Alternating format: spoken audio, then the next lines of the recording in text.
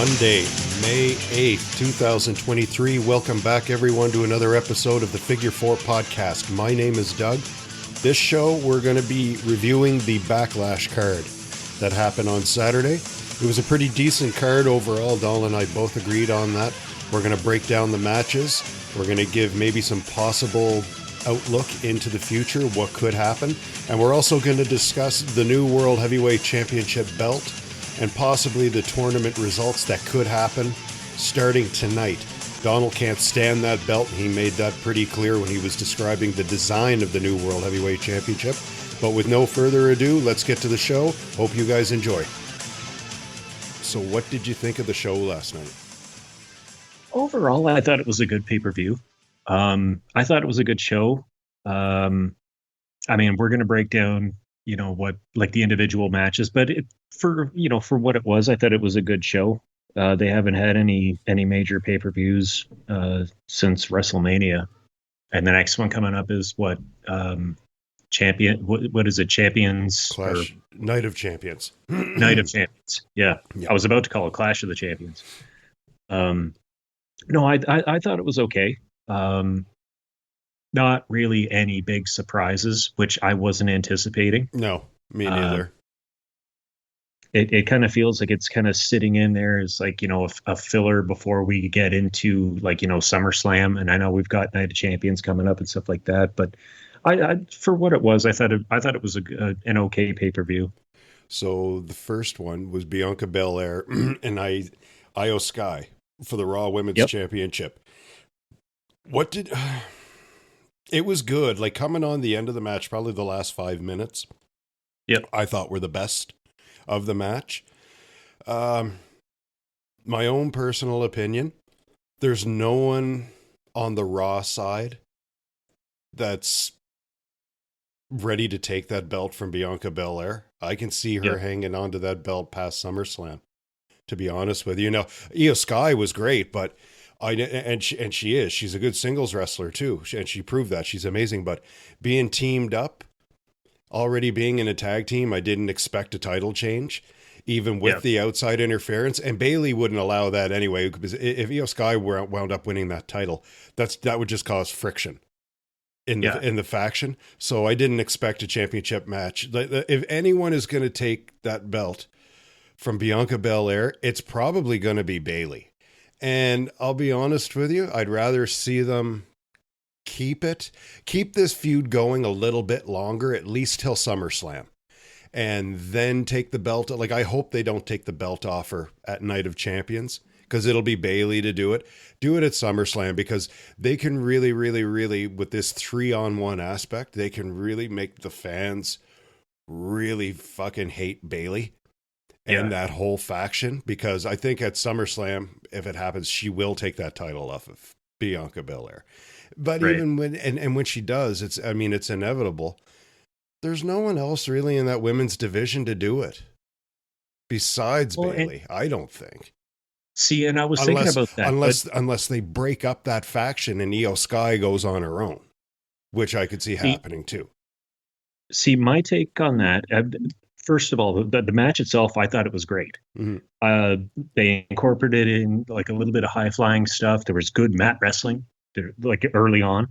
The fans were backing Io big time, which was a little bit weird because obviously Bianca's the babyface whenever you look at her versus the faction. In terms of how long she's going to hang on to that belt, I mean, she's going to SmackDown. Rhea's going to Raw. Oh, I completely forgot about that. The draft, how is this going to go? Because the last time that there was a draft and they ended up switching titles, it was Rhea and Charlotte, and they really just swapped belts in the ring. And a lot of fans did not like that. So I know, and like Tara and I were talking, are they going to maybe just put them both up for grabs and have a SmackDown tournament and a Raw tournament? Like, I honestly have no idea. I don't know how this is going to go. So, I mean, is she going to drop it on Monday Night Raw? Like, what's going to happen there? I don't know. Unless they're just They're just going to keep their belts and they're just going to walk across the floor type thing. I don't know. I totally and completely Right. forgot about the draft with the two of them being Yeah. drafted to different brands. So, and if that's the case, well, That throws a whole different monkey wrench into it. who the hell is going to beat Rhea Like, Ripley on Raw? Seriously, there's no one there. I'm going to throw this out there. I don't know how long Raquel Rodriguez and what I'm failing to remember her name right now. Oh, Liv. Liv.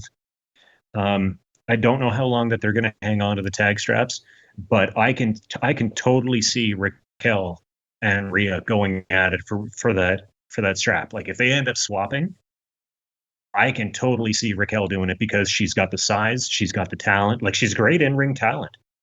My only question though is that she's still a little green, where Ripley's got a little, a few more years on her in terms of the business, at least at this level.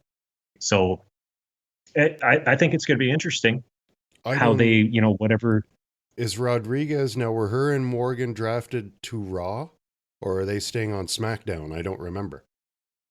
I honestly don't remember. Yeah, I can't remember.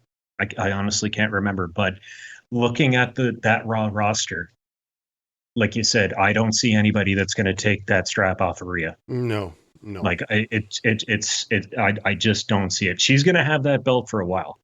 Did you see the post on Twitter? It was Rhea Ripley and Dum Dum in a picture, and she had Dom Dom on her ass cheeks, and yeah, and her boyfriend who used to be in the WWE.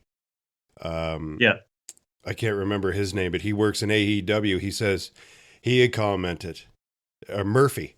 Buddy Murphy, he had commented, "You may have his name on your ass, but I'm the only one that can touch it." Yeah. That was awesome. I saw that, yeah. That was totally awesome. I loved it. Now, okay, sorry, go ahead.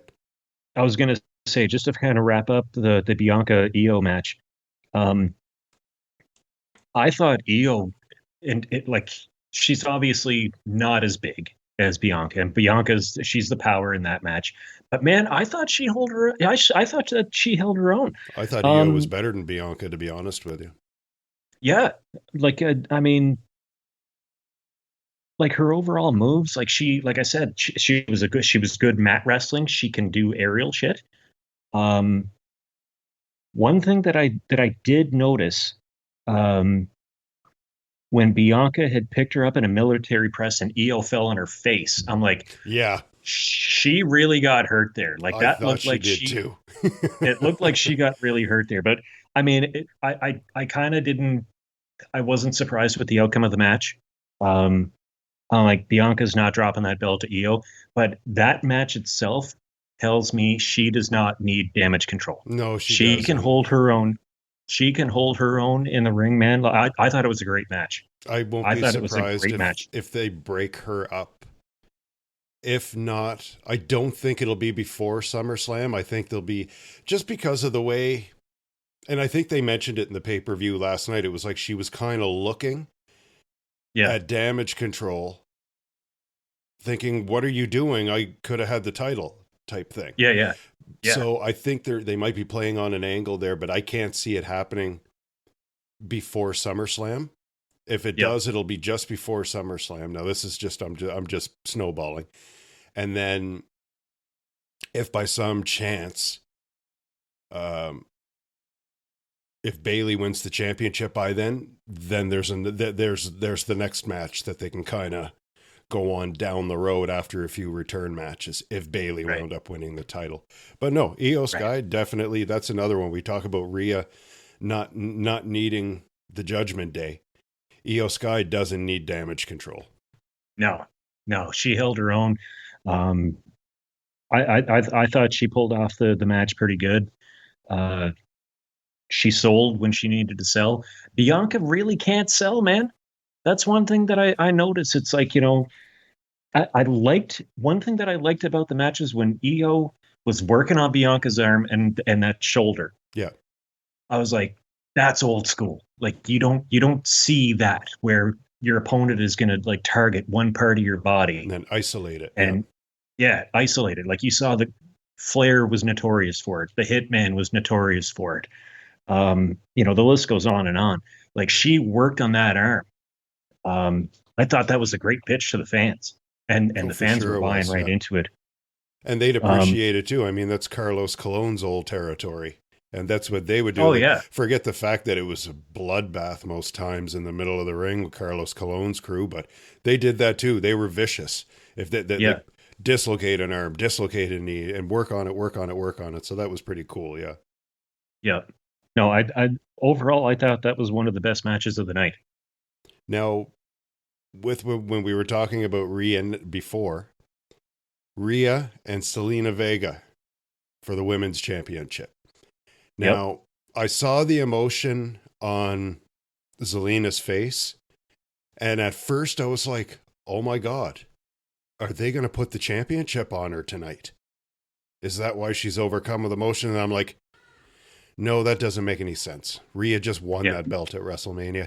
It's probably because she's wrestling for the championship in front of her home country or in front of Exactly. her hometown type thing.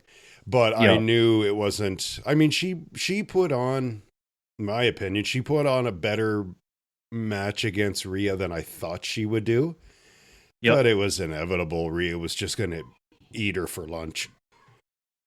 Well, I mean, Rhea was again, and I'll go back to power versus skill in the ring. Like Rhea, like she's a monster. She's a Yeah. beast.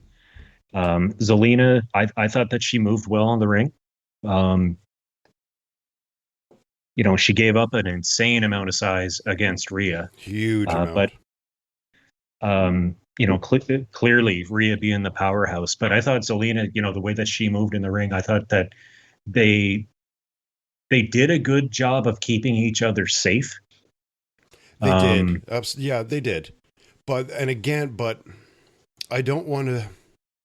I don't want to say being that safe makes it look hokey, no, but Selena needs a lot. Like she's been wrestling for a while.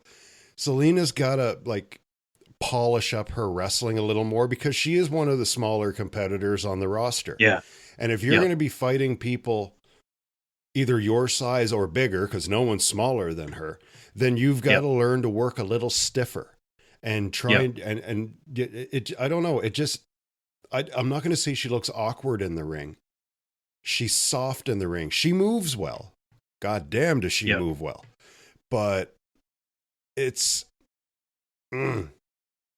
she just needs some polishing. That's all. Be a little bit more Yeah. aggressive. Don't be afraid to throw that elbow or that punch because goddamn well Rhea Ripley's not. Oh, absolutely. Rhea's not going So to pull any punches, man. Like if she wants to connect, she's going to connect, and whether it's a sell or she's sending a receipt, like she's going to do what she needs to do to make the match look good. yeah. Um, I mean, there was no, I knew the belt wasn't going on Selena, but you know no, what? Good for her. She got a championship match in front of her hometown, and this will be one of those. I think it was put on there just because, like, with the Puerto Rico thing and her hometown, we'll say she. yeah, It'll be one of those things. Okay, it'll go down in the record books that you fought Rhea for the women's championship and you lost. And tomorrow night they might talk about it because they'll be doing like a recap on Raw, and that'll probably be the last time you oh yeah, hear about the match. It was like it's a one-off, and that's it. I think so. I think so. And I mean, there really isn't much to go on in terms of like trying to get a rematch down the road.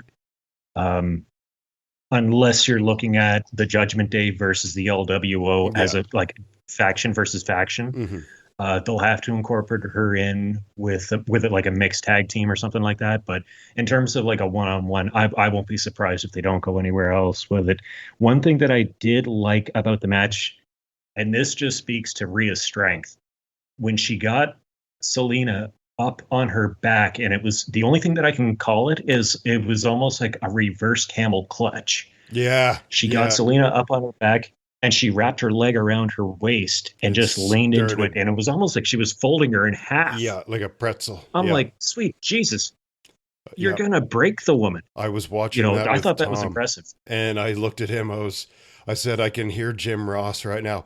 My God, the human body is not supposed to bend that way. No, even Tom said that looks like, well, Tom being Tom, he said, Jesus, imagine how you'd be able to fold her up if you ever got her in the sack. Jesus That's Christ. just Tom.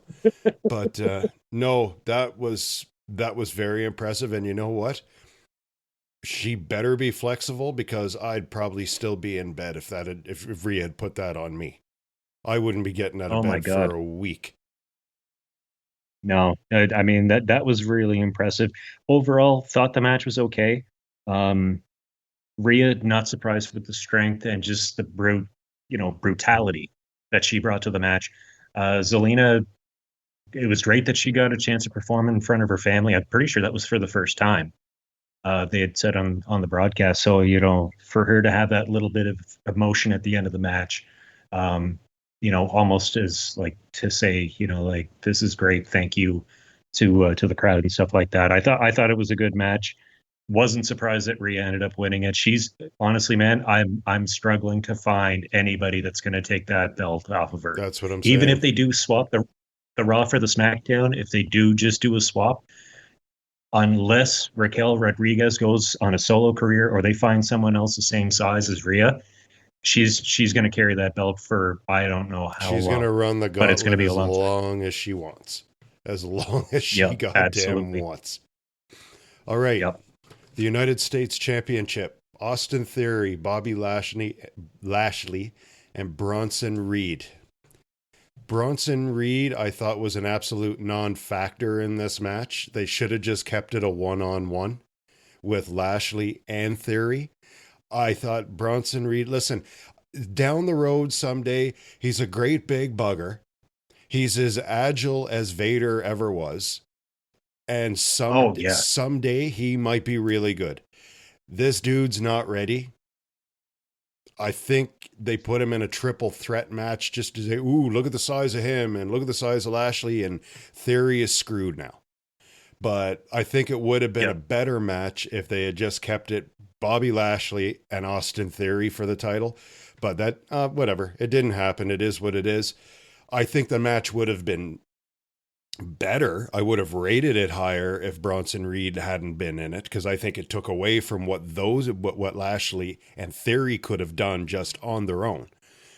But Right. it is what it is. Not surprised at all. Theory walked away with it. I said he was going to walk away with the title again. And I said this a few shows ago, and I'll say it again. If he does not win the Royal Rumble this year, this upcoming Royal Rumble, I will take one of these sheets of paper and I will eat it right in front of you. I say he's winning the Royal Rumble this year, and if he doesn't, I'll eat my paper. It's funny that you mentioned that it should have been a one-on-one, because that was one of the first notes that I made about this match. Um, it should have been a one-on-one, whether it was Lashley versus Theory or Bronson versus Theory. It should never have been a 3-on-3. I'm leaning more towards Lashley, that it should have been him and Theory, because there's a lot of history there. Yeah. Um, I will say this, for a big guy, Reed can move, man. He can move around that ring.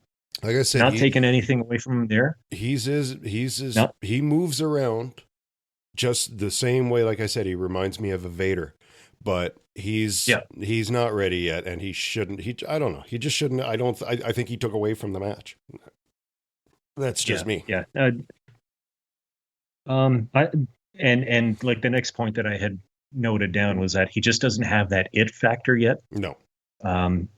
Does he have potential? Absolutely. Mm-hmm. Looking at the way that he carries himself in that ring, Jesus, people that are that big are normally not supposed to jump off the top rope. Yeah. Like, but I mean, the dude is agile. I wasn't surprised with the finish. Theory, I mean, he's going to weasel his way out of matches left, right, and center, because that's what Theory does. Love it.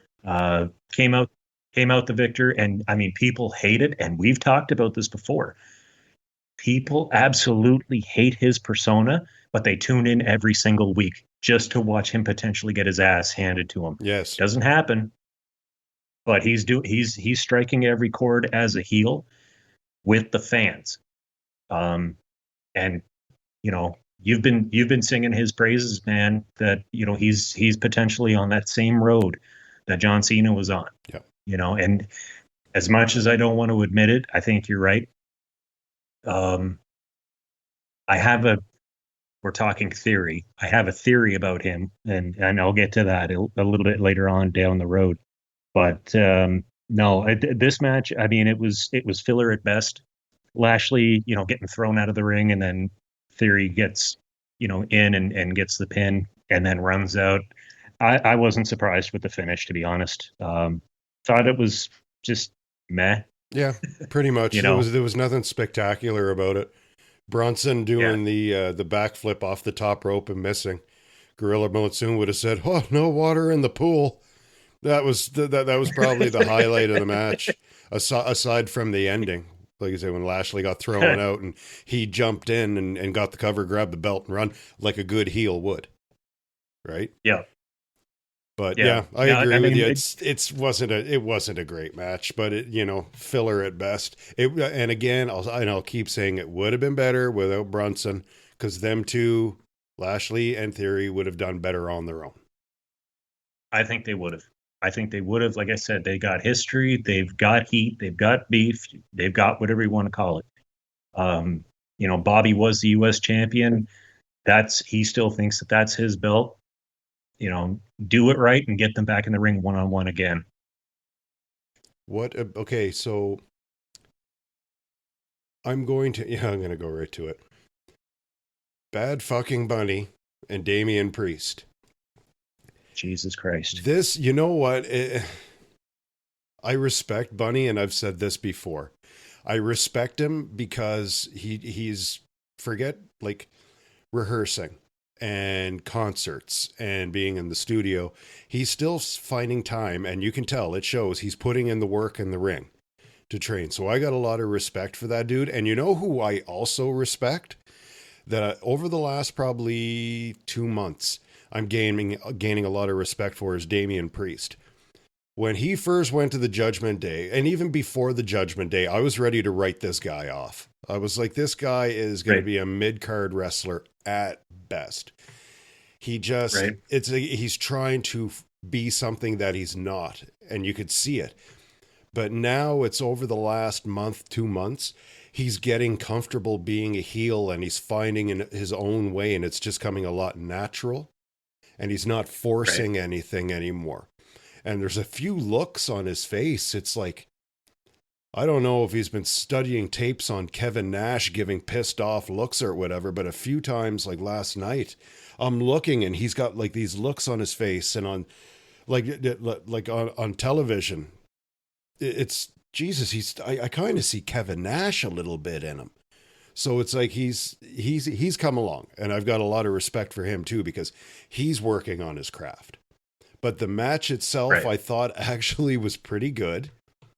It was pretty good. I loved it. I loved when Bunny had him in the corner and he was working on that knee, and he was looking at things to hit his knee, and he was wrapping his knee around that post. And Priest was like, "No, man, come on, listen." And then he's screaming with pain. Like he was actually selling it really well, I thought. I think if they were going to go hardcore, I mean, I was going to say they could have went a little bit harder and a little stiffer with each other, but I mean, it's not like Bunny is a pro wrestler.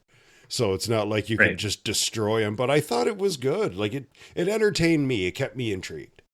I mean, in terms of it being like an actual, air quotes wrestling match, that's out the door. It was a street fight. Yeah, like that's what it was billed as.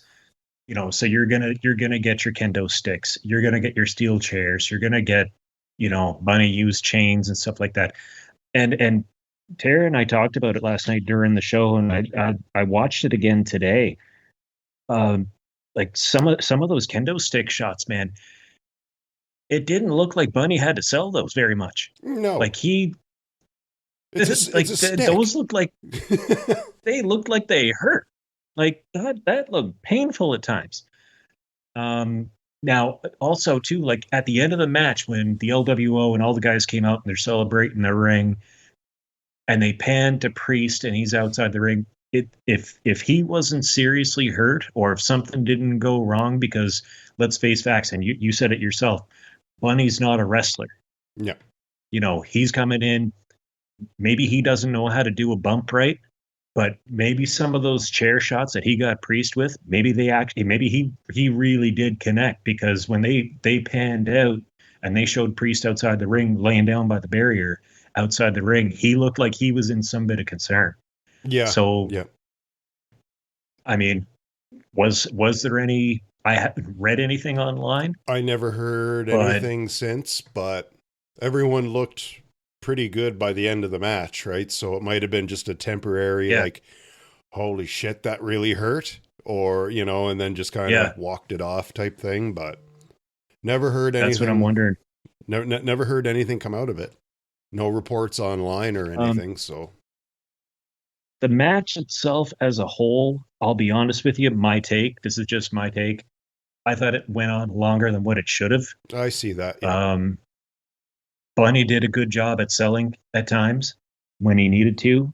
Um, I mean, overall, it was what it was supposed to be. It wasn't supposed to be skill versus skill or anything like that. Priest is obviously the bigger guy Yeah, it's just a fight. between the two. Yeah, like Priest is gonna, he's gonna toy with him a little bit. I did like though that Bunny, when he found Priest had that weakness in his knee, he started focusing on that. Yeah. Again, I'll go back to that first match with Bianca, and Io, when she really honed in on that one injury, like sell that to the crowd. You're really pitching that.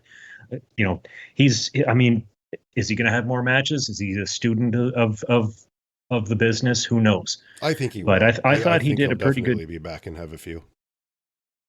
I thought he had a pretty good match. You knew that the Judgment Day were going to come down. I thought it was pretty friggin' cool that Savio Vega came out for that match. It was cool he came out. I thought it was even better that Carlito came out. I spit in the face of people who do not want to be cool. and I didn't even think of this, being that it's Carlos Colon's territory. And I didn't even think of any of those Puerto Rican wrestlers showing up. So whenever they came down, it was like, oh shit, man. And then the LWO comes down, and it was that was pretty damn cool. And he can still do that back kick to the face pretty damn good. Jesus, I'd be in a wheelchair for a week if I tried to stretch like that. Yeah, no, I was impressed with how Savio moved. When he was kind of handing it to Finn. Little bit of a side thing. We're actually attending a show here in Montague on the 27th, and Carlito is on the card. Oh, that's awesome. So I think that's going to be pretty cool to see him in person. And I mean, I wasn't really watching wrestling when he was in WWE, but to see him come back last night, that I thought that was pretty cool. So do you know what his shtick was though? He'd always have an apple, and he'd eat it, take a bite, and spit it in your face. So if you guys are going to that show and you get to meet him, you got to totally sell this. Bring an apple and just look at him and look at the apple and take a bite and stare at him just to see what he does, right? It's funny that you say that, because we actually got ringside seats. So I am totally bringing an apple with me. There you go. You never know. He might take it out of your hand and do it himself. You never know. He might. He might. Okay. Where are we at here? All right. Seth Rollins and Omos. Fuck. Okay. Omos is a great big bugger. And it's good to see, like, from when he started, he's gotten himself in good shape. He's a monster. But he's still so goddamn uncoordinated in that ring and clumsy. The match itself, I'm glad it ended as quick as it did. Like, it wasn't a long match. The super stomp off the top rope I thought was way cool. And I know it's hard to time, but Omos didn't time that very well, I didn't think, as a finisher. he still has a lot to learn. I mean, as far as the psychology of wrestling goes, he's got that down to a science. As far as the size goes, you can't teach that. But his overall training in the ring, I think Seth Rollins made him look as good as Seth Rollins or anyone else possibly could have. But he still needs to spend a lot of time in the ring and polish up. No, not polish up. He's got to improve. He's got to realize that he's actually, just because he's a big monster, he's got to take some bumps because his selling and his bumping is not that great. He's great at giving it, but he's not that great at taking it. I'm going to be honest with you. I took 2 notes for this match. The first one, I don't understand the angle. No, it like there's no history. No, it's just it didn't make sense to me. Rollins sold well, and like you said, and we've talked about this before. Rollins could make anybody look good in the ring. It's almost like that's what he does now. Yeah. You know, he might not be in a position to go after a title or, you know, challenge Roman or, you know, Gunter or whoever for a belt. But he will do his damnedest to sell that match. And I thought he did his best. Omos, for the most part, like the first 5-10 minutes of the match, he was just throwing Rollins around the ring.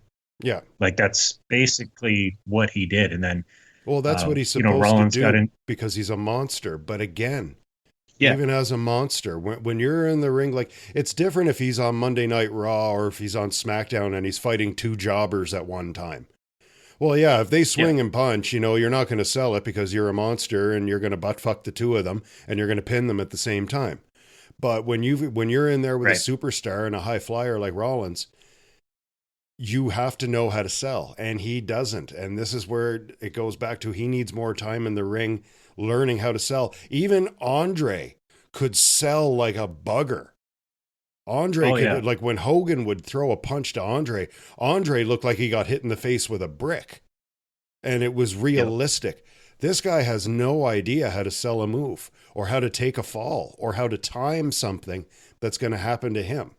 Now, like I said, I think it went, the time allowed was enough. I even might have cut a couple of minutes off it, but it was what it was. And I think that's another one. It was a one-time thing. That's it. It's squashed. They'll review it on Raw and SmackDown. You'll never fucking hear of it again. Yeah. There's no grounds to actually continue on that storyline. No.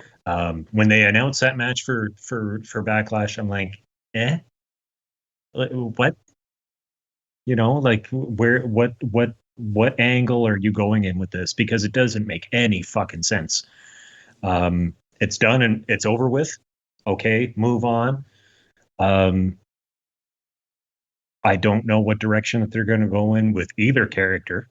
You know, who is Seth going to have heat with? Who's Omos going to have heat with? Omos had heat with Bobby Lashley.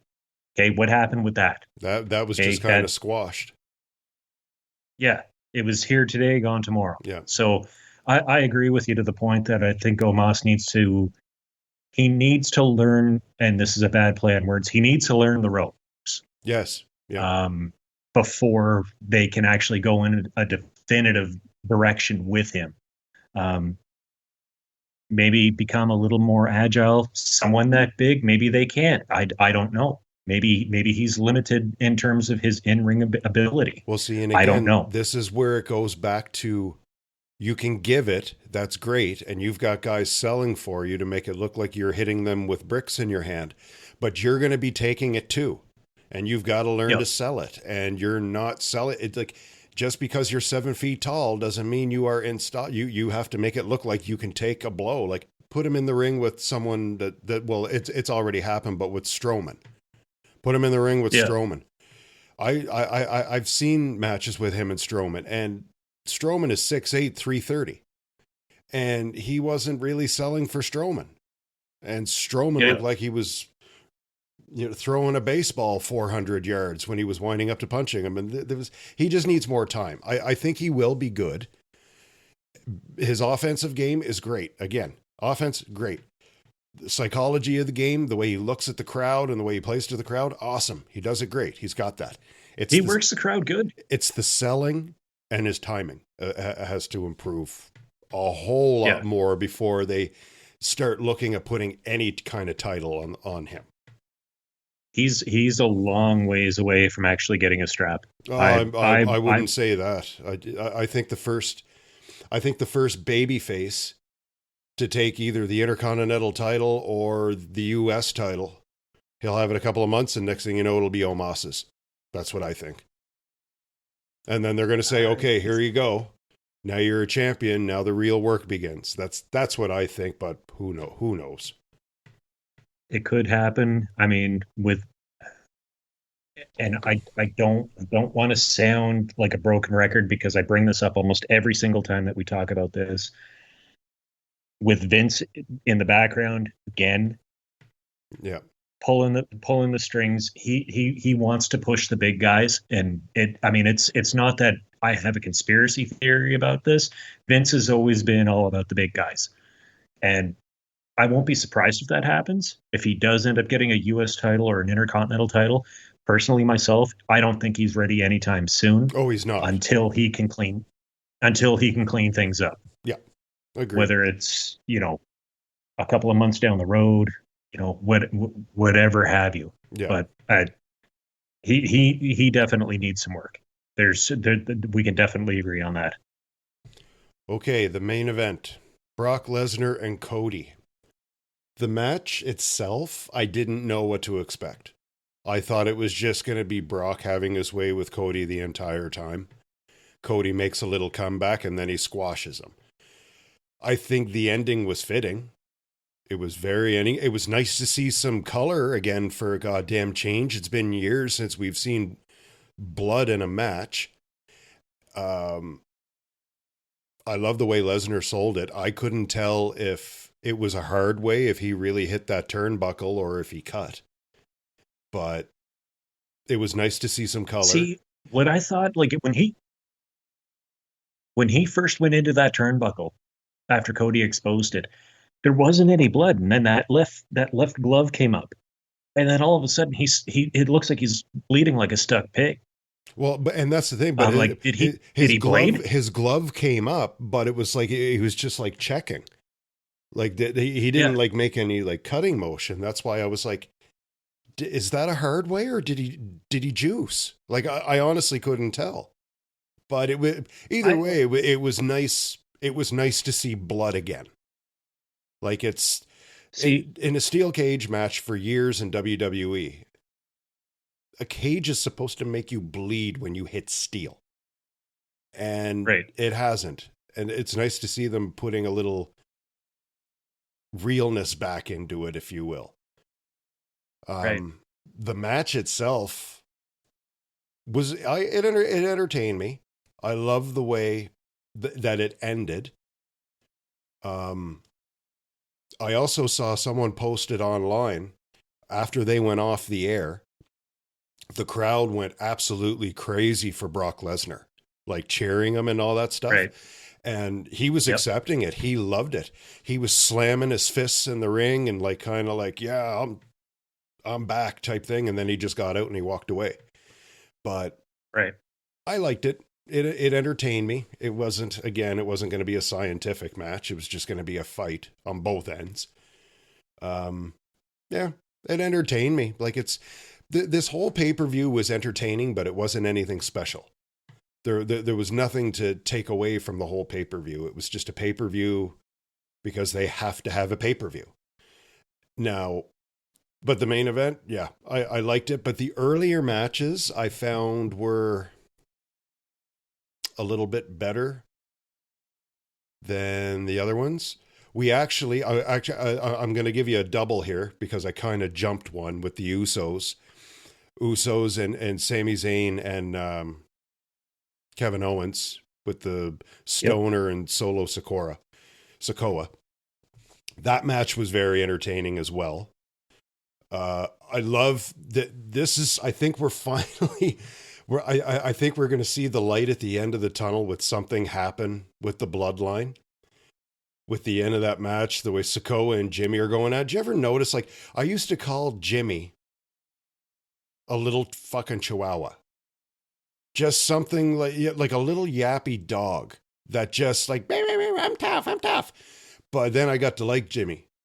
Now that fucking Solo Sokoa, he's just a mean bastard. Um, I think this is the light at the end, and I don't know what's up with Jay or Jimmy. I mean, main event Jay Uso and Jimmy Uso. Yeah, I don't know what's up with Jimmy because he's just kind of like going around smiling, thinking the family's all good, and meanwhile his two other brothers want to like rip each other's pecker off and shove it up the other one's ass, and he's just walking around saying yee and, you know, everything's all hunky-dory and we'll get the belt. We're not champions anymore, and our cousin hasn't talked to us in a fucking month, but yay, you know, like we're family, the bloodline's still there. That was a super entertaining match. I like the way it finally looks like, I say, by SummerSlam there'll be a hole in the bloodline. They're not going to be the big happy family. I was actually kind of surprised that the Usos won. I thought that they were going to lose just to cause more drama down the road for Roman Reigns to kind of like just start reaming on them and ragging on them again. Right. So there's my rant. I kind of threw 2 and 1 because I forgot about the tag, the 6-man tag. So now the floor is yours. Let's hear from you. What did you think of those 2 matches? Okay, so just because we were just talking about it, the 6-man tag, honestly, I thought this should have been a Raw or a SmackDown match. I don't think this should have been a pay-per-view match. I agree. It's what you would expect out of both sides. I still don't understand where Riddle fits into all of this, but apparently before he went away on his, you know, little excursion, yeah, Solo had jumped him or something like that in the ring. So, okay, all right, I kind of get that a little bit, but you know, if this was just straight up a 2-on-2 match for the tag belts, okay, I understand it. Like, you know, this is a rematch from WrestleMania. You're pitting the new champs against the former champs who had the straps for how long? The Solos had them for, or the Usos. Didn't really buy into the whole 6-man tag. I mean, for the most part, like 2 out of each side of the ring were like, or 2 out of each side of the teams were down on the floor. Yeah. Like there was only 2 people fighting inside the ring. So it's like, okay, is this a singles match? Like there's no, like, what are we doing here? And there weren't any like big, like whoever was down on the floor was down there for like 5 minutes. And it wasn't from anything big. It would be like a super kick or just being knocked off the apron. And they were down like they got hit with a chair. You know, like it was. Yeah. One thing that I'm noticing, and you had brought it up, like, is this opening the door for more friction between the faction? You know, like Solo was about ready to stick Jay with that Samoan spike. Yeah. And I'm like, are we finally going to see the end of this? Like, is the light at the end of the tunnel? Like, but I mean, both the Usos, they weren't drafted. They didn't go to Raw with Roman and Solo. I thought they were drafted after to SmackDown.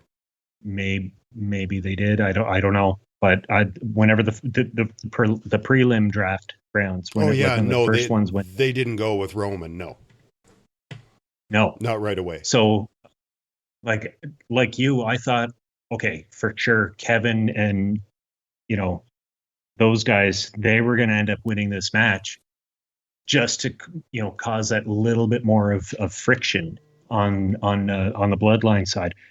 Here's what I think. I mean, I think the Usos are going to get ousted out of the bloodline. Do they go babyface? Do they form some other kind of faction to go against Roman? I don't know. I thought overall in the match, way too many fucking super kicks. Yeah, there always is with the Usos. They need to bolster their arsenal, man. Like, get some new moves. Like the super kicks are getting out of hand. They Like are. there's That's their primary move now. Like, oh, we're going for a collar and elbow tie up. Nope, it's a super kick. You know, like yeah, just start the match with a yeah. super kick.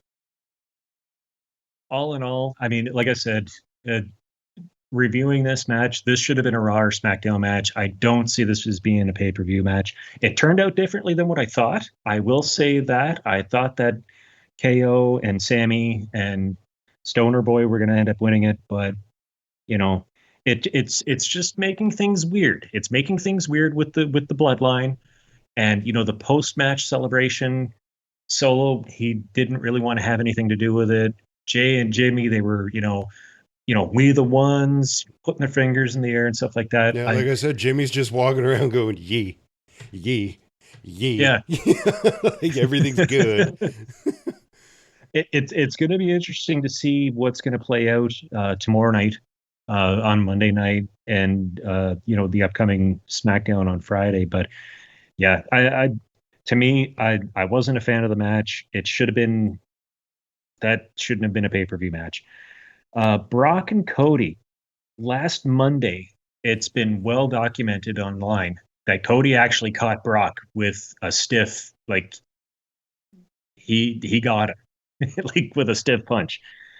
I watched that match again tonight, and I'm like, where's the receipt? Where's the receipt? I was watching for it. I was watching for it. Didn't see it until the end of the match. When Brock got him in that, what was it, the Kimura lock or Yeah. something like that? Yeah. And it looked like he was yanking back on that arm, man. And I'm wondering, and I mean, he's bleeding like I don't know what. Like he's looking like a raw steak in the ring at this point. Yeah.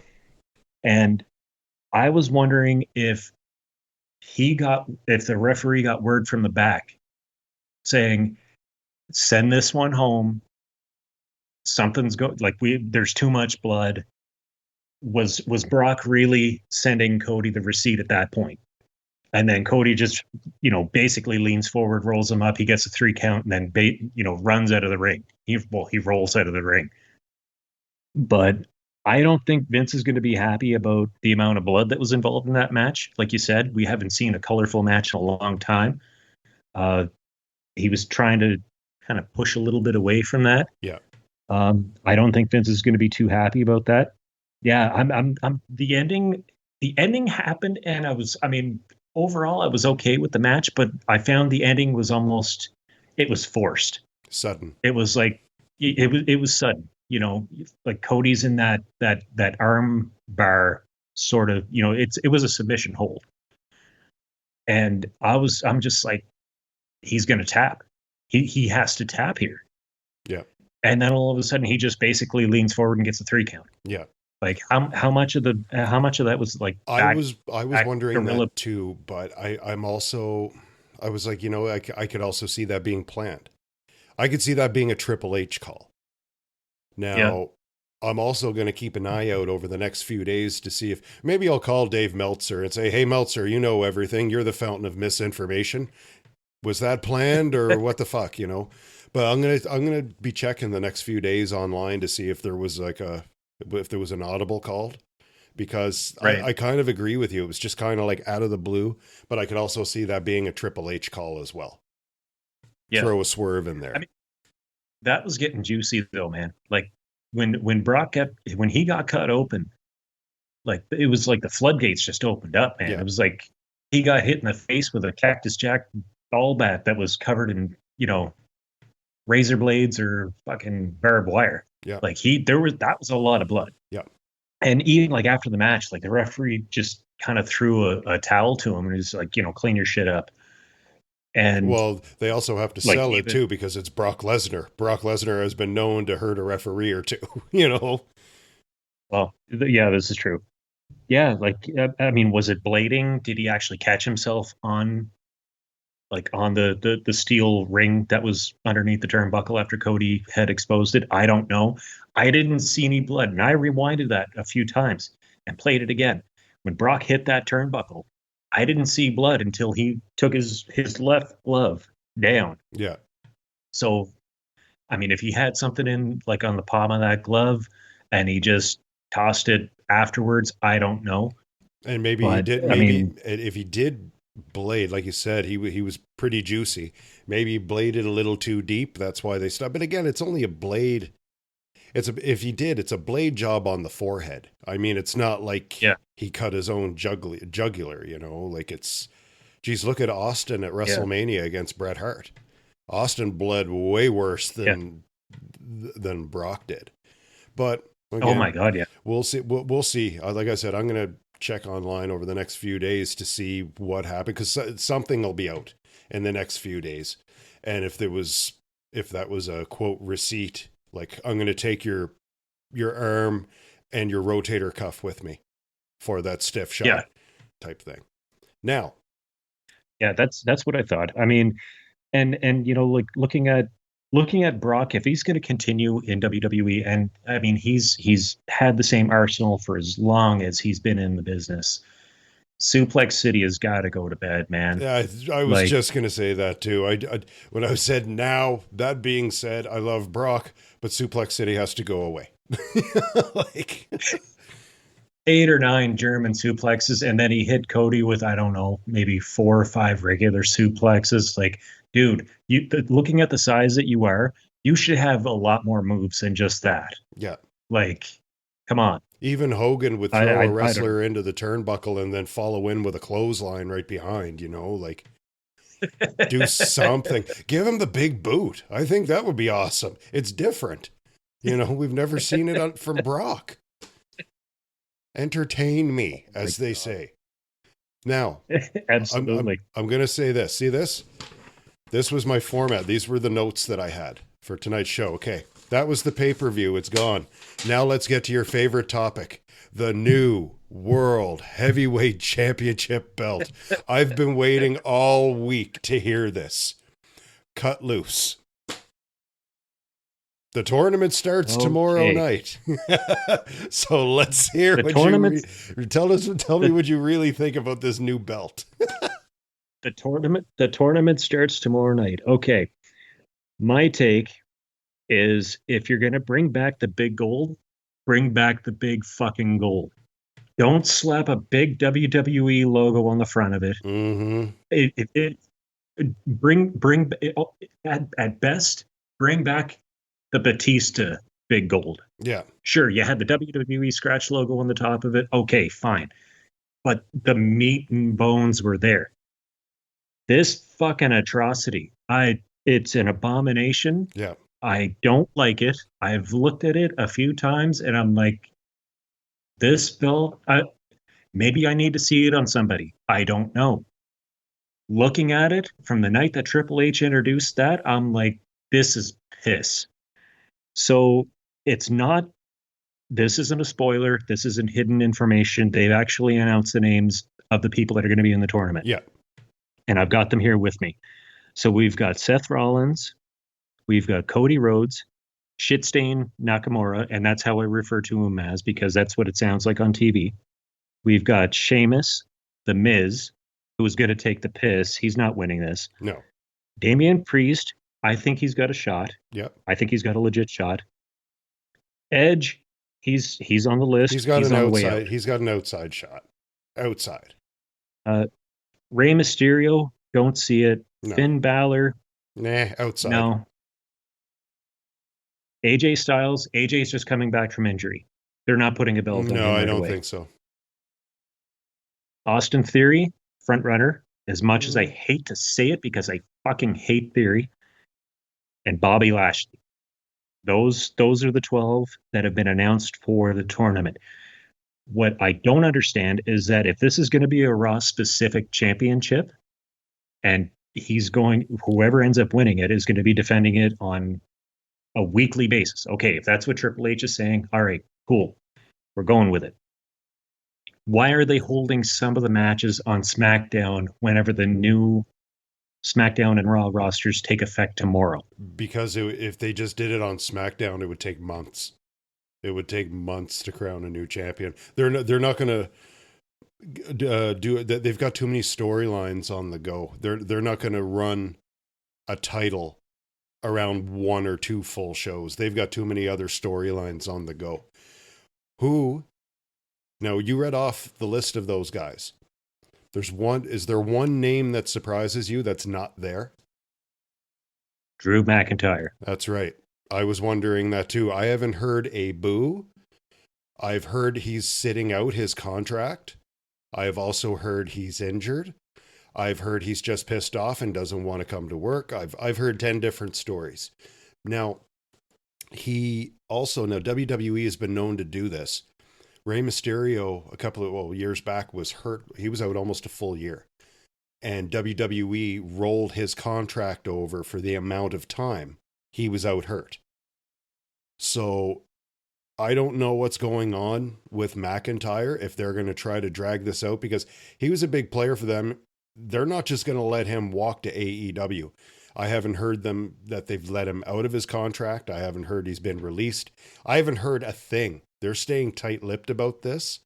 So I don't know what's going on with him. I just can't see them letting him walk to AEW. I don't see him moving to AEW. Now, from what I've read online, he is actually out legit injured. He's nursing something. I've seen this from a few different accounts on Instagram. But the stuff about his contract apparently is true. He's not happy with the contract and the direction that they're going in with his character. Apparently, he's going to be out for another little bit, and then he's going to come back. From what they're saying is that he could potentially, and now, okay, this may be a spoiler. I don't know. I can't confirm this. Mm-hmm. They're saying when he returns, he's going to turn heel. I think he would fucking excel as a heel. I think Drew would excel as a heel. Yeah. Bring back the Scottish psychopath. He was awesome as a heel. Yeah. You know, like, yeah. I think he's better as a heel. He's more valuable to the company as a heel than he is a babyface. I think so. And, you know, I was kind of thinking about that. I'm like, you know, like, well, I mean, he's a good babyface. He's, you know, the fans love him. But at the same time, for his career, I think he needs a change in direction. And I think a heel turn would be great for Drew McIntyre. Yeah. Now, apparently, he's under contract until the end of this year, until the end of 2023. Maybe he heals up and then he comes back and basically says to Triple H and Vince, like, okay, I'm going to be the biggest dick that you guys have ever seen on the roster. And he's going to take major heat from the fans. And they're like, okay, you know, here's the blank check, sign it, whatever you want. Yeah. In terms of the heavyweight championship, I can see him taking that belt before taking the SmackDown titles. Oh my God! Yeah, the belts that Roman has. He's going to hang on to that for as long as humanly possible. And I get it. He's a part-time champion. He's a part-time wrestler. That's how they're going to factor it into, you know, him having the longest heavyweight wrestling streak as champion. Is he going to beat Bruno Sammartino? Well, he's going to have. Not a chance. They were saying if he was going to beat Bruno's record, he was going to have to hold those until like 2028. Yeah. And or Bob Backlund. Backlund. I think they want him to pass Hogan, but he'll never get anywhere near Backlund, and he'll never get anywhere near Sammartino. But I think the winner, just because of what happened at WrestleMania, I think the winner of that championship is going to be Cody Rhodes. Just because of what happened at WrestleMania. If I had to pick someone else, it won't happen. I know it won't happen, but I'm going to say Austin Theory. See, my top three out of this list that I'm looking at them again, I think it comes down to Seth Rollins, Cody Rhodes, and Theory. I think it comes down to those three. I see that. I also I'd throw Brock Lesnar in there too. Those are the big players right now. The biggest players on the Raw side. Well, no, you know what? I'm not even going to count Brock Lesnar, because Brock Lesnar is another guy that's only got X amount of days in his contract. He's not going to show up every Monday night and defend the title. So, yeah, I'll put Seth Rollins in there too. I'll go Cody, Seth, and Austin Theory. Those are my picks for the World Heavyweight Championship. I mean, it's been documented too that Triple H does not he does not like part-time champions. No. Hence why they took the strap off of Brock to begin with. Yeah. Now, as far maybe I'm wrong, correct me if I'm wrong. Roman, his contract would have been signed by Vince. Yes. So Vince being Vince, oh okay, yeah, whatever you want, God damn it, you know, whatever you want in your contract, and we're going to put the belt on you.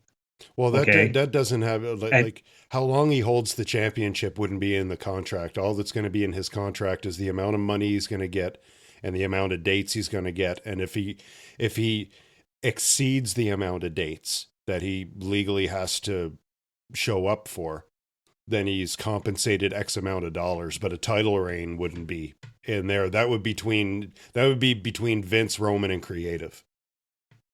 See, but that's the thing with Creative. Okay, so I've got it in my contract. I only have to wrestle X amount of days per year. That's how they're extending his reign as champion. Like, yes. He's not out there defending the belt every single week. No, God, no. So he's probably only doing, 3 or 4 house shows a month, I would say, tops. He shows up on... Well, he doesn't even show up on every pay-per-view. He doesn't show up on every SmackDown. He's probably he's only working between wrestling and just showing up. He's probably only working 10 days a month. 10 to 15 days a month. That's it. If that. If that. It's funny because I stumbled across something the other day and people were, it was like, if you think that Brock's title run is like dragging on, think about this. Apparently MJF in AEW, he only had maybe 11 matches in the last year. Like, he shows up for TV shows. Yeah. Brock had 22 matches in the last year. Yeah. MJF is less than that. Yeah. Roman's probably like mid that, I guess, maybe. That's maybe fair. 15 major matches that he ends up having. Yeah, that's fair. So I don't know. I like the direction that they're going in with the new belt. I hate the design. But do you know what they are bringing back with it? Snaps. I was going to mention that. That's one of the things that I noticed tonight when I was rewatching Backlash last night. The U.S. title, it didn't just have like decorative snaps and Velcro. It was just snaps. I'm like, they're finally restoring the belts to what they should be. Yeah. Get rid of that Velcro shit. And just like that, another episode in the books, guys. Thanks so much for hanging out with us here on the Figure 4 podcast. My name is Doug, and listen, we have a brand new email address, thefigurefourpodcast@gmail.com. Drop us a line. Let us know what you think. Let us know what you want us to bullshit about. Tell us we're doing well. Tell us we suck. Whatever you want to do, we'd love to hear from you. Until next time, my name is Doug. I'm out. Thanks for listening.